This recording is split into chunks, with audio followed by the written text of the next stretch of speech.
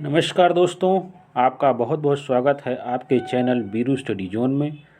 दोस्तों, आज के जो क्वेश्चन लिए गए हैं भारत के गवर्नर जनरल एवं वायसराय से संबंधित अति महत्वपूर्ण 60 क्वेश्चन लिए गए हैं।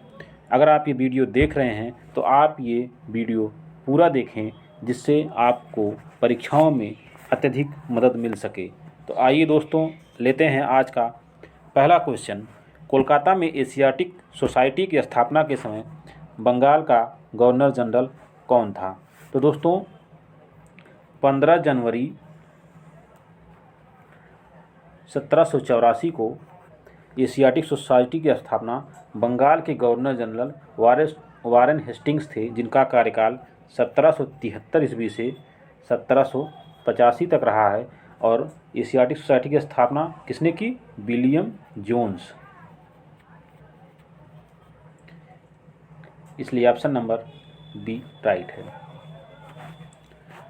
नेक्स्ट क्वेश्चन लेते हैं दोस्तों। दूसरा क्वेश्चन है, सुरक्षा प्रकोष्ठ की नीति संबंधित है। दोस्तों, सुरक्षा प्रकोष्ठ या घेरे की नीति वारेन हेस्टिंग्स और बेलेजली से संबंधित है, इसलिए ऑप्शन नंबर ए राइट है। नेक्स्ट क्वेश्चन, तीसरा क्वेश्चन, रिंग फेंस निधि नहीं है दोस्तों, ये नीति है। ये नीति है।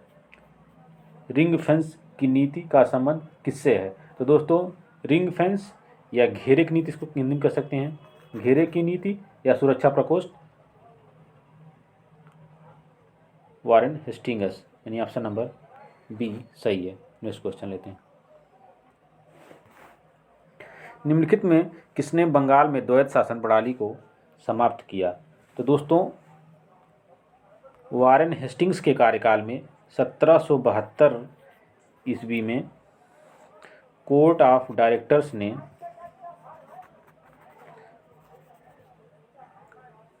दोहरी शासन प्रणाली को समाप्त करने का निर्णय लिया। कौन था उस समय? वारेन हेस्टिंग्स, इसलिए ऑप्शन नंबर सी सही है। नेक्स्ट क्वेश्चन लेते हैं। पांचवा, किस गवर्नर जनरल पर महाभियोग का मुकदमा चलाया गया? तो दोस्तों, वारेन हेस्टिंग्स के अन्यायपूर्ण तथा निरंकुश कार्यों के कारण उस पर महाभियोग चलाया गया, जो 1788 से 1795 तक चलाया गया। बाद में ब्रिटिश संसद ने उसकी सेवा को देखते हुए उसे सभी दोषों से मुक्त कर दिया था, यानी वारेन हेस्टिंग्स। नेक्स्ट क्वेश्चन, छठवां दोस्तों, भारत में न्यायिक संगठन की स्थापना किसने की थी?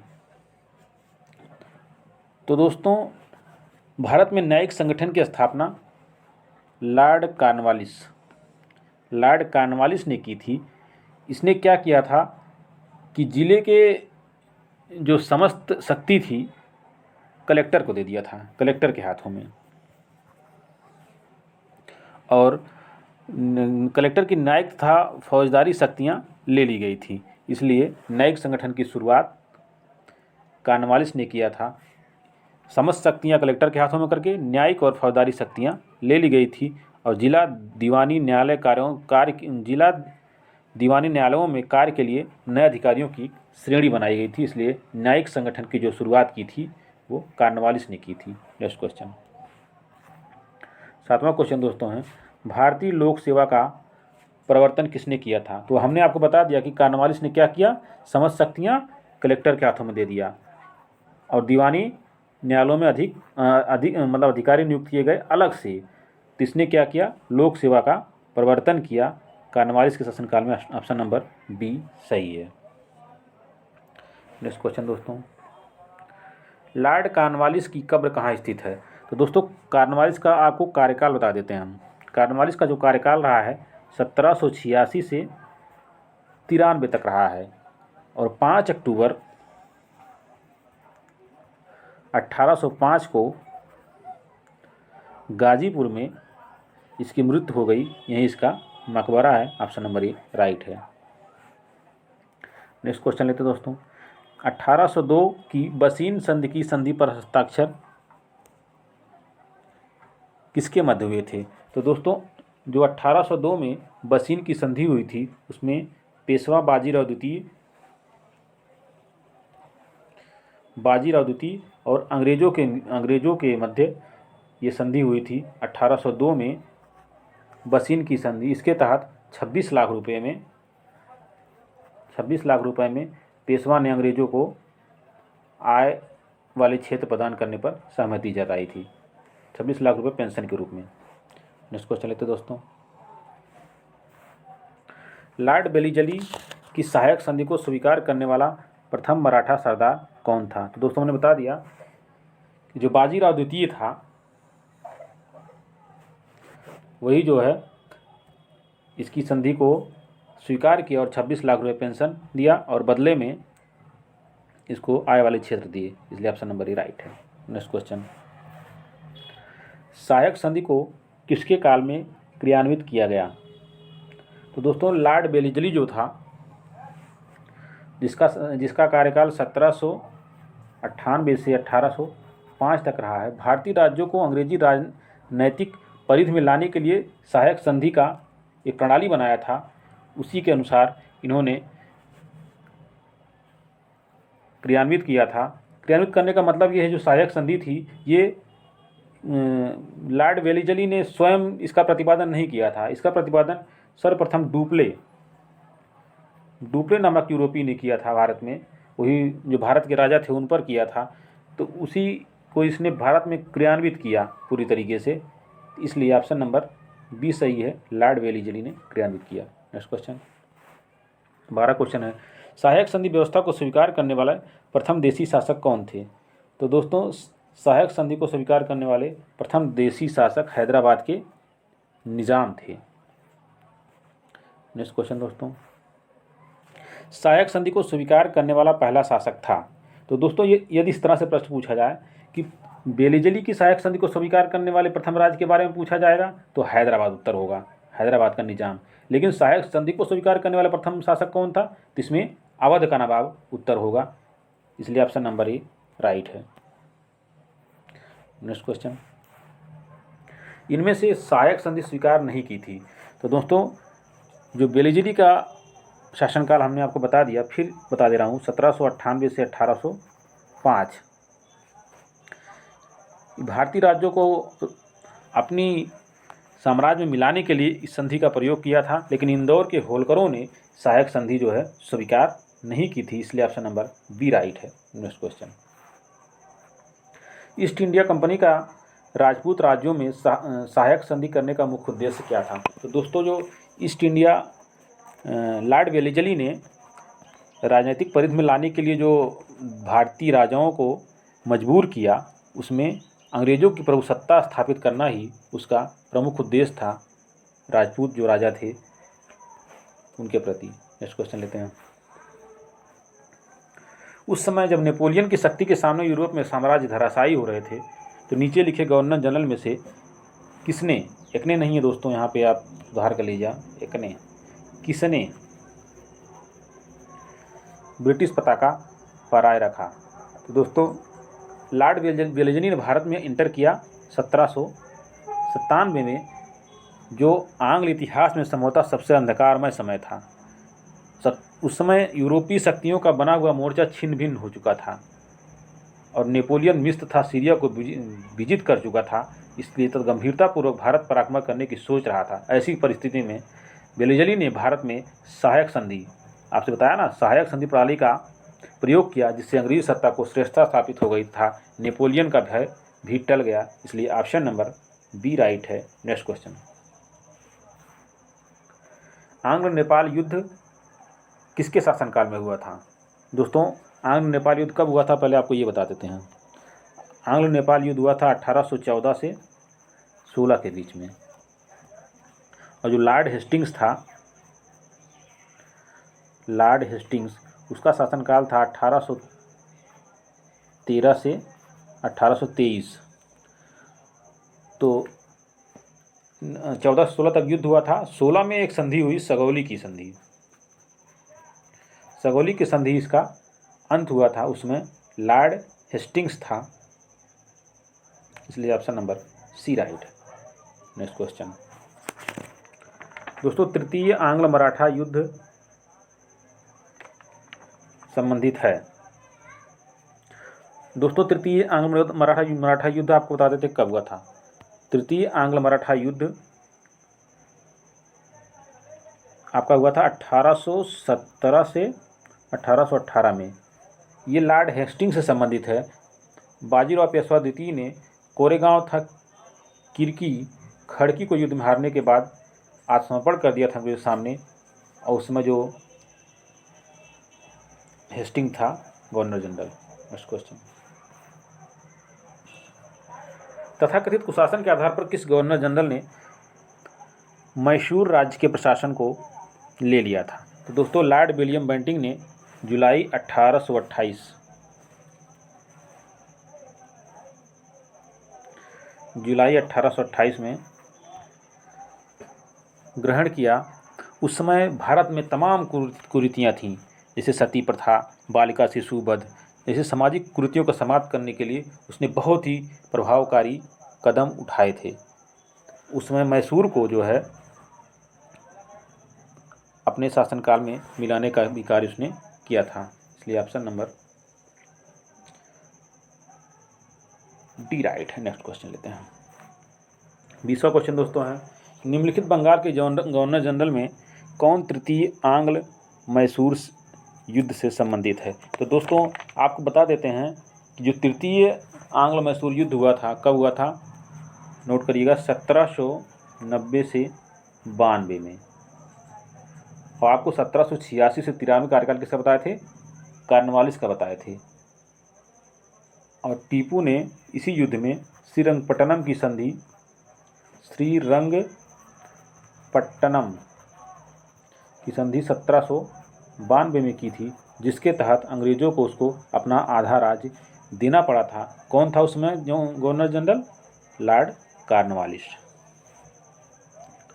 नेक्स्ट क्वेश्चन दोस्तों, सती प्रथा पर पाबंदी किसने लगाई थी? तो दोस्तों सती शब्द का जो अर्थ होता है पवित्र एवं सचित्र नारी होती है। हिंदू परंपरा में ये था पूर्व में कि अगर किसी का पति मर जाएगा तो उसकी चिता पर पत्नी अपने आप को जला लेगी या कूदकर अपनी जान दे देगी। भारत के इतिहास में बहुत से राजा ऐसे हुए जो इसको समाप्त करने का प्रयत्न किए, जैसे अकबर ने भी इसको समाप्त करने का प्रयास किया। मराठा जो प्रांत के शासक थे उन्होंने अपने शासनकालों में इसको बंद किया। पुर्तगालियों ने और फ्रांसीसियों ने भी चंदनगर में इसको बंद करने के कुछ उपाय बनाए थे, लेकिन बाद में विलियम बेंटिंक ने इसे रोक लगाई। ऑप्शन नंबर डी राइट है। नेक्स्ट क्वेश्चन, ठगों के दमन में निम्नलिखित में से कौन संबंधित था? तो दोस्तों ठगों में हिंदू और मुसलमान दोनों लोग के अनुयायी सम्मिलित थे। तो लॉर्ड विलियम बेंटिंक जब भारत आया तो इसने कैप्टन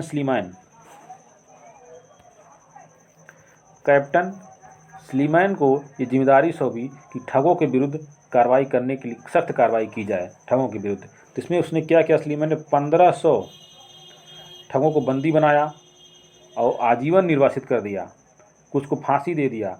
तत्पश्चात 1837 ईस्वी में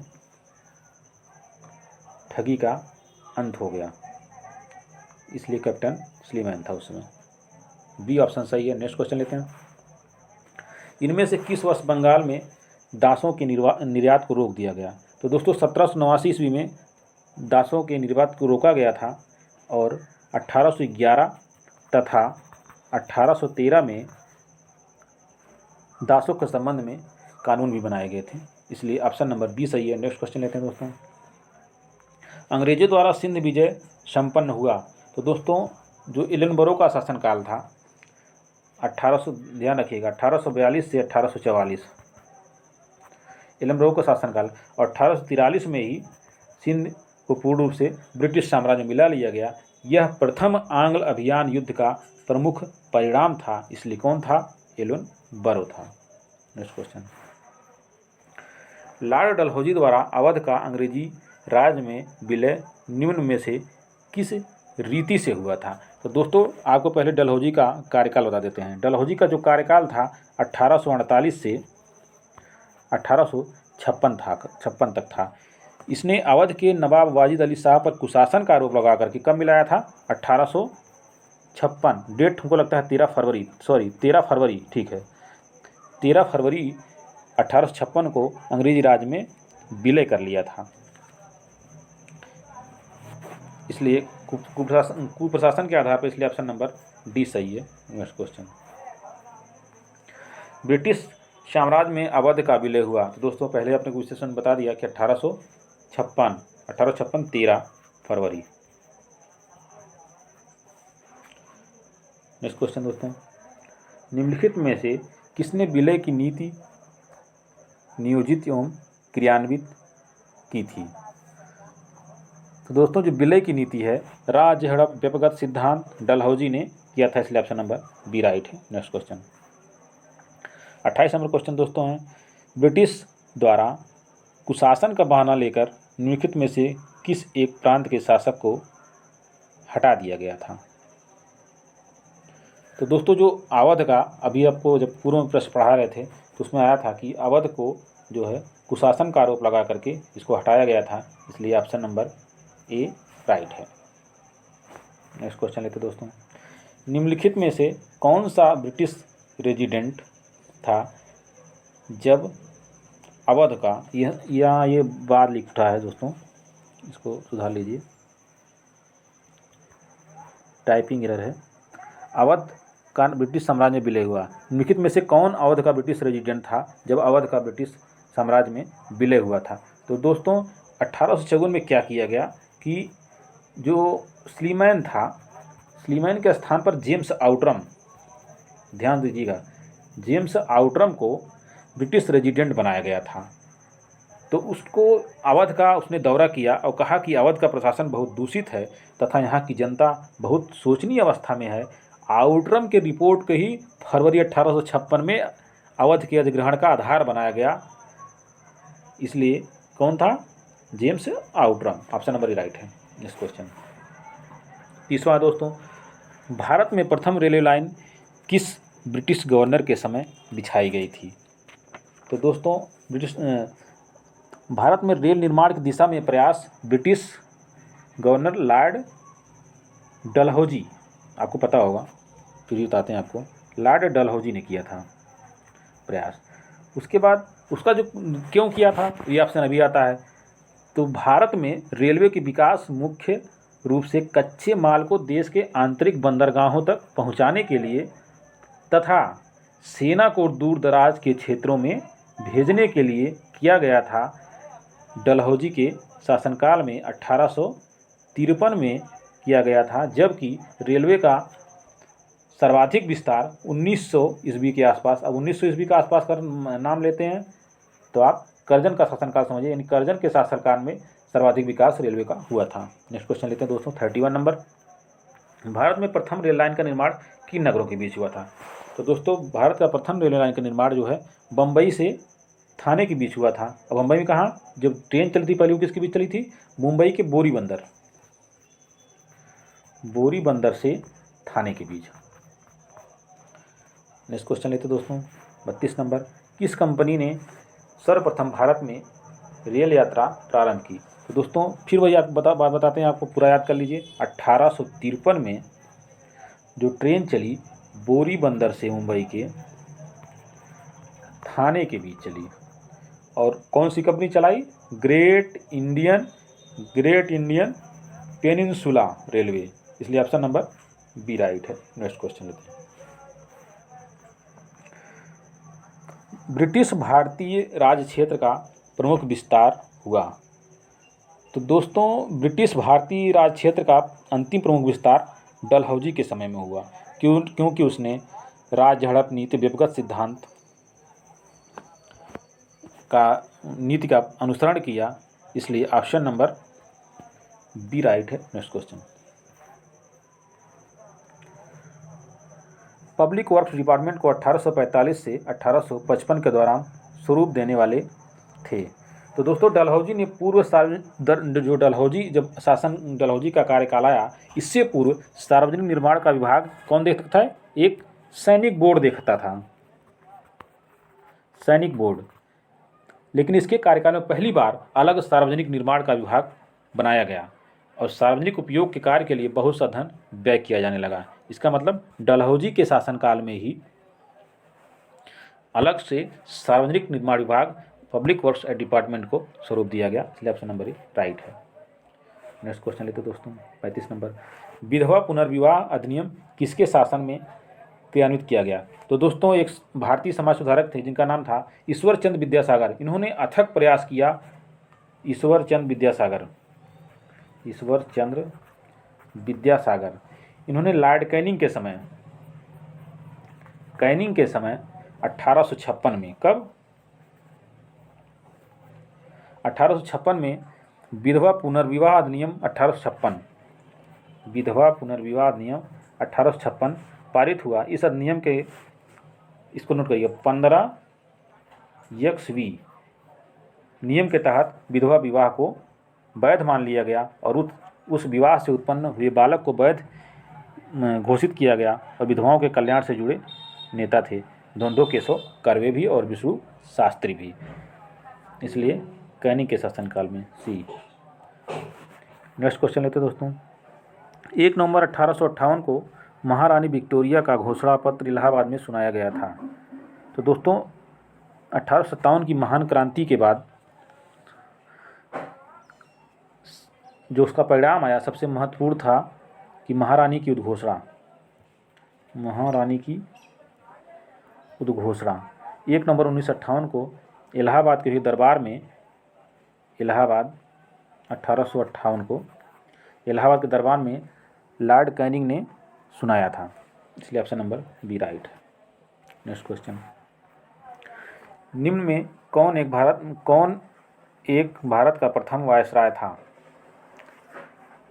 तो दोस्तों भारत का प्रथम वायसराय कैनिंग था, इसलिए ऑप्शन नंबर सी राइट है। नेक्स्ट क्वेश्चन, अपने पुत्र के स्थान पर दूसरे उत्तराधिकारी को गोद लेने के अधिकार को पुनः स्थापित किया गया था।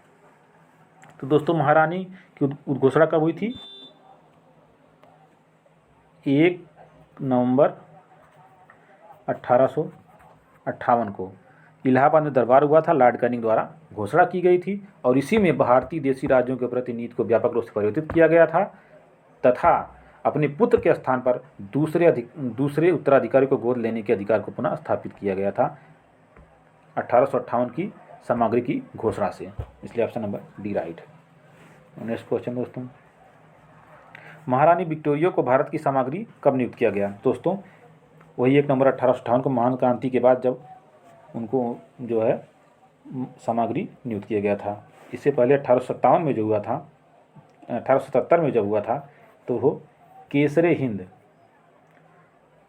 दिल्ली दरबार में जो हुआ था, केसरे हिंद की उपाधि से प्रदान किया गया था, इसलिए ऑप्शन नंबर राइट है। नेक्स्ट क्वेश्चन 40 लेते हैं, निम्नलिखित में से किस गवर्नर जनरल ने भारत में दास प्रथा को अंत किया? तो दोस्तों 1843 में की एक्ट बी द्वारा यानी 5 द्वारा भारत में तत्कालीन गवर्नर जनरल एलन बरो का शासनकाल आपको बताया है 1842 से 44 तक दास प्रथा को अंत किया गया, ऑप्शन नंबर बी राइट है। नेक्स्ट क्वेश्चन, अस्थाई बंदोबस्त किसके शासनकाल में प्रारंभ किया गया?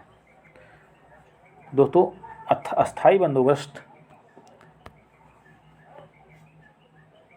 लॉर्ड कॉर्नवालिस के समय इसका शासनकाल रहा है 1786 से 93। इसका कार्यकाल 1786 से 93 में लागू किया गया। इसको अस्थाई बंदोबस्त को इस्तमरारी या जमींदारी या बिस्वेदारी के नाम से भी जाना जाता है, इसलिए ऑप्शन नंबर बी राइट है। नेक्स्ट क्वेश्चन लेते हैं, निम्नलिखित में चतुराईपूर्ण निष्क्रियता नीति के साथ कौन जुड़ा है? तो दोस्तों चतुराईपूर्ण निष्क्रियता या कुशल आक्रमणता की नीति अफगान अफगान के संबंध में एलनबरो के शासनकाल से नागपुर तक जाती है, लेकिन लॉरेंस भी इससे जुड़ा रहा है, इसलिए ऑप्शन नंबर डी राइट है। नेक्स्ट क्वेश्चन लेते हैं दोस्तों 43 नंबर का, भारत में अंग्रेज़ों के समय में प्रथम जनगणना कब हुई थी? तो दोस्तों मेयो के शासनकाल में। मेयो का शासनकाल कब रहा? 1869 से 72, इसी के शासनकाल में प्रथम जनगणना हुई थी। ऑप्शन नंबर बी राइट है। जबकि रिपन के शासनकाल में 1881 में नियमित जनगणना शुरू हुई, इसलिए ऑप्शन नंबर बी राइट है। नेक्स्ट क्वेश्चन, किस वायसराय की हत्या अंडमान निकोबार द्वीप समूह जब वे भ्रमण पर थे एक दंडित अपराधी द्वारा की गई थी? तो दोस्तों मेयो का जो शासनकाल रहा है 1869 से 72 तक, और मेयो उस समय अंडमान निकोबार द्वीप को भ्रमण थे, एक दंडित अपराधी द्वारा की हत्या कर दी। ऑप्शन नंबर सी राइट है। नेक्स्ट क्वेश्चन लेते हैं, किस वायसराय की हत्या उसके कार्यकाल में की गई थी? तो आपने पूर्व विश्लेषण में देख लिया कि जो मेयो था 1869 से 72 जिसका शासनकाल रहा है, वो कार्यकाल के दौरान उसकी हत्या की गई, इसलिए ऑप्शन नंबर बी राइट है। नेक्स्ट क्वेश्चन लेते हैं, अफगानिस्तान के प्रति एक जोश भरी अग्र फॉरवर्ड नीति का अनुसरण करने वाला गवर्नर जनरल कौन था? तो दोस्तों 1876 में लिटन वायसराय बनकर अफगानिस्तान के प्रति अपनाई गई नीति में परिवर्तित किया और कुशल आक्रमणता की नीति के स्थान पर अग्रगामी नीति का अनुसरण किया, इसलिए ऑप्शन नंबर डी राइट है। नेक्स्ट क्वेश्चन 47वां नंबर है, कौन भारत का वायसराय सबसे दीर्घकाल तक रहा? तो दोस्तों आप इनका सबका कार्यकाल आपको बताते हैं। जो कर्जन रहा है 1899 से 1905 यानी 7 वर्ष, डफरिन 1884 से 88 5 वर्ष, हार्डिंग रहे हैं 1910 से 1916 तक 6 वर्ष, लॉर्ड मेयो 69 से 72 कई बार आपको बता चुके हैं। तो इसमें सबसे लंबा कार्यकाल जो था कर्जन का 1899 1907 यानी 7 वर्ष रहा है, इसलिए ऑप्शन नंबर ए राइट है। नेक्स्ट क्वेश्चन लेते हैं, भारत में स्थानीय स्वायत्त शासित संस्थाएं 1882 में सशक्त की गईं। दोस्तों 1880 ईस्वी में क्या हुआ कि उदारवादी दल सत्ता में आया, उसका प्रधानमंत्री था ग्लैडस्टोन। ग्लैडस्टोन ने कहा कि यूरोप में स्वतंत्रता का समर्थक था, उसने अपनी भारत के प्रति नीति का इन शब्दों में वर्णन किया और कहा कि हमारा भारत में रहने का अधिकार इस तर्क पर है कि हमारा वहाँ रहना भारतीयों के लिए हितकर रहे और साथ ही भारतीय यह अनुभव करें कि यह हितकर है। इसने रिपन को वायसराय के लिए चुना और रिपन के कार्यकाल सबसे महत्वपूर्ण स्थानीय स्वशासन पर सरकारी प्रस्ताव 1882 था। रिपन देश की नगरपालिकाओं को विकसित करना चाहता था, इसलिए ऑप्शन नंबर सी राइट है। नेक्स्ट क्वेश्चन, पुरातत्व सर्वेक्षण की स्थापना किसके कार्यकाल में हुई? तो दोस्तों पुरातत्व की स्थापना 1861 में लॉर्ड कैनिंग द्वारा अलेक्जेंडर कनिंघम को 1861 में पुरातात्विक सर्वेक्षण नियुक्त किया था। किसने किया था? लॉर्ड कैनिंग ने, और सरकार में अलग विभाग बनाकर कनिंघम को इसका महानिदेशक नियुक्त किया गया। लेकिन लॉर्ड कर्जन का कार्यकाल कब था? 1899 से 1905 के दौरान 1901 में, कब? 1901 में भारतीय पुरातत्व सर्वेक्षण को एकीकृत एवं केंद्रीकृत रूप देते हुए जॉन मार्शल को इसका महानिदेशक नियुक्त किया गया था इन लॉर्ड कर्जन के समय। नेक्स्ट क्वेश्चन लेते हैं 50वां, प्राचीन स्मारक संरक्षण एक्ट किस गवर्नर जनरल के कार्यकाल में पारित हुआ? तो दोस्तों प्राचीन स्मारक संरक्षण अधिनियम 1904 में लॉर्ड कर्जन के द्वारा भारत में पहली बार ऐतिहासिक इमारतों की सुरक्षा एवं मरम्मत की ओर ध्यान दिया और उसके लिए राशि भी आवंटित किया और जॉन मार्शल को इसका महानिदेशक नियुक्त किया था, इसलिए ऑप्शन नंबर सी राइट है। नेक्स्ट क्वेश्चन 51वां नंबर क्वेश्चन दोस्तों है, भारत में कर्जन के प्रशासन की तुलना औरंगजेब ने औरंगजेब से किसने की थी? तो दोस्तों लॉर्ड कर्जन का जो शासनकाल था, फिर आपको नोट कराते हैं, 1899 से 1905। तो लॉर्ड कर्जन ने क्या किया कि अपने कार्यकाल के दौरान जो उसने भारतीय जनमानस की आकांक्षाओं की पूर्णता अवहेलना किया और भारत में ब्रिटिश शासन को सुदृढ़ करने का अपना अधिकतम प्रयास किया। इसीलिए गोपाल कृष्ण गोखले ने कर्जन के शासनकाल को मुगल प्रशासन के औरंगजेब से इसकी तुलना की लॉर्ड गोपाल कृष्ण गोखले ने। नेक्स्ट क्वेश्चन, 52वां क्वेश्चन दोस्तों, ब्रिटिश भारत की राजधानी का कोलकाता से दिल्ली स्थानांतरण कब किया गया? दोस्तों वायसराय लॉर्ड हार्डिंग के समय, कौन? लॉर्ड हार्डिंग का आपको शासनकाल बताए थे ना, हार्डिंग 1910 से 1916 तक इसका शासनकाल रहा है।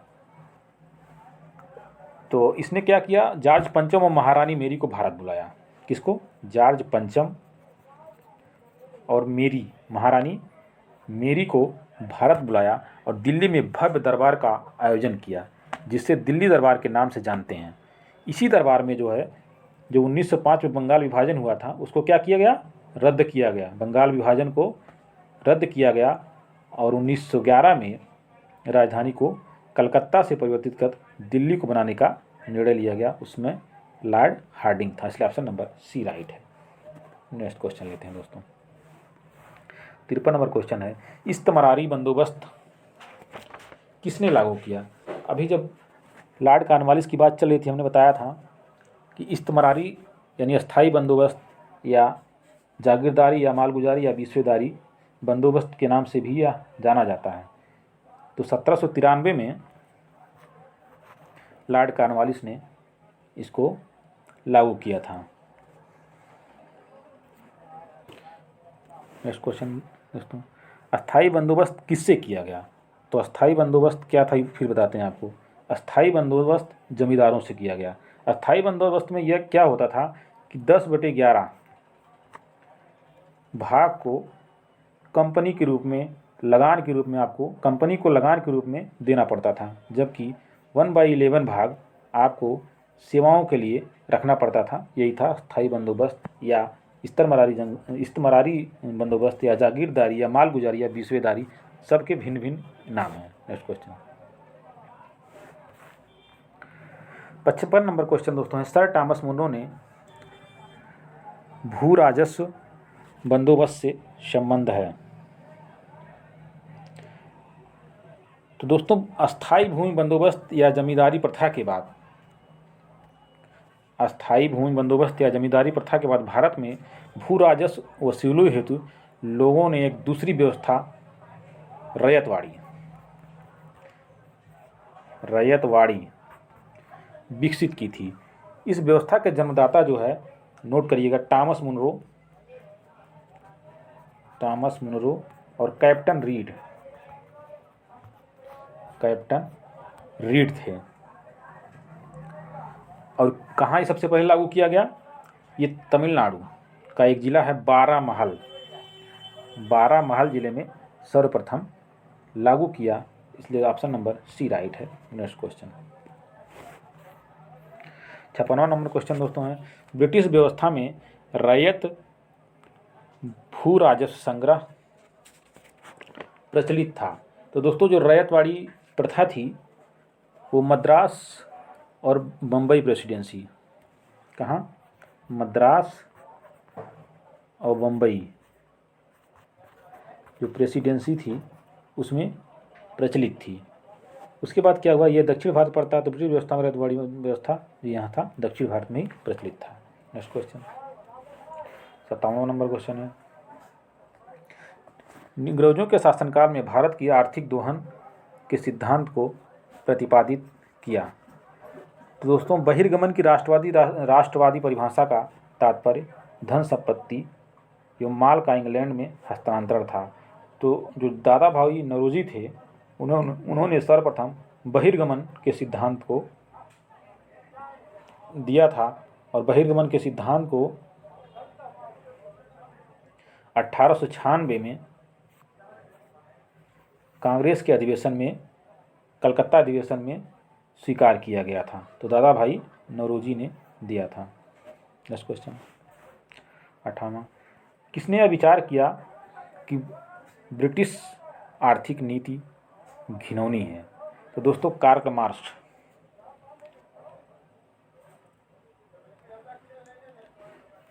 कार्ल मार्क्स जो था उसने यह विचार व्यक्त किया था कि जो ब्रिटिश आर्थिक नीति है वो घिनौनी है, इसलिए ऑप्शन नंबर सी राइट है। नेक्स्ट क्वेश्चन दोस्तों, poverty and the British rule in India.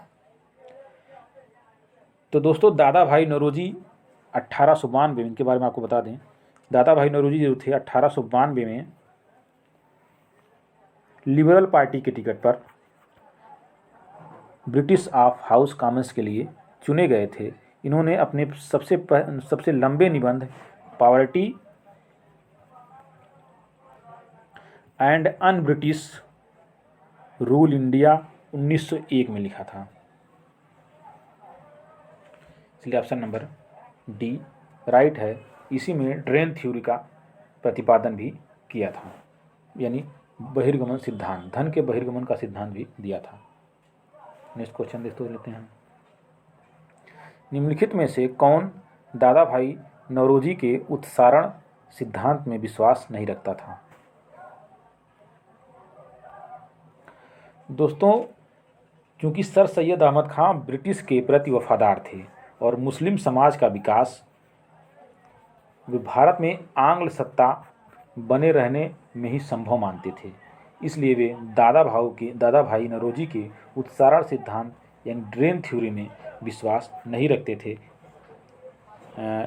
बस दोस्तों आज का 60 क्वेश्चन आपके लिए भारतीय गवर्नर जनरल एवं वायसराय से संबंधित बहुत महत्वपूर्ण है। थैंक्स वीडियो वॉचिंग, और